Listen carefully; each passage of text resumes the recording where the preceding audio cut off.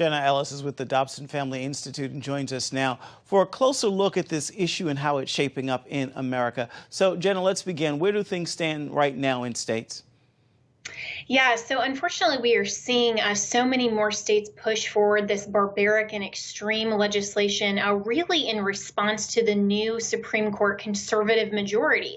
That's the one I think, encouragement here is that because we're seeing the states that are progressive left respond to this, they are anticipating what we at the James Dobson Family Institute are, which is that the new conservative majority is likely to overturn Roe versus Wade and its progeny within the next year or two, and we're hopeful for that.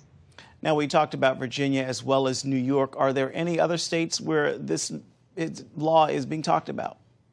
Well, there are actually a number of other states, I believe it's around 7, that already allow abortion measures, such as New York has signed into law and Virginia has now been contemplating. And so we see this kind of bifurcation. I mean, even in Colorado, where the James Dobson Family Institute is located, you can have an abortion up to the point of birth. It really just depends what types of restrictions, if any, are on that in terms of mental health, or if there's some other qualifying characteristics. But what we're seeing in New York and Virginia is this kind of abortion on demand, and even going so far as the Virginia governor saying that after a baby is born, then there can still be a discussion between a physician and a mother. That is straight infanticide. And Dr. Dobson and our ministry certainly condemn and do not support any type of legislation that would, for any period of time, to have any abortions. But the fact that the left is contemplating this type of abortion measure even after birth is simply signaling how far the progressive left agenda is going to remove the sanctity of human life from our legislative protections completely. Why are these laws at the state level so significant in our country right now?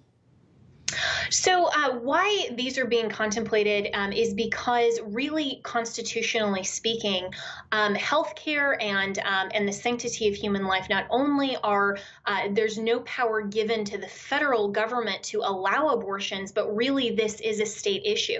The sanctity of human life should be protected on a state-by-state basis. And so if we look at what our Constitution actually requires and the power that it gives to the federal government, Congress actually can't do anything about this. And so Roe versus Wade was decided on an activist agenda. And so when that is repealed, and we're hopeful it will be a win, this then will fall to the states to then act in accordance with the Constitution. But it's very important, Efrem, and for everyone to remember, abortion still cannot constitutionally be legalized in any of the states. We as conservatives and as Christians have to do a much better job now within all 50 states to protect the sanctity of human life. All right, Jenna Ellis with the Dobson Family Institute, thank you for your time.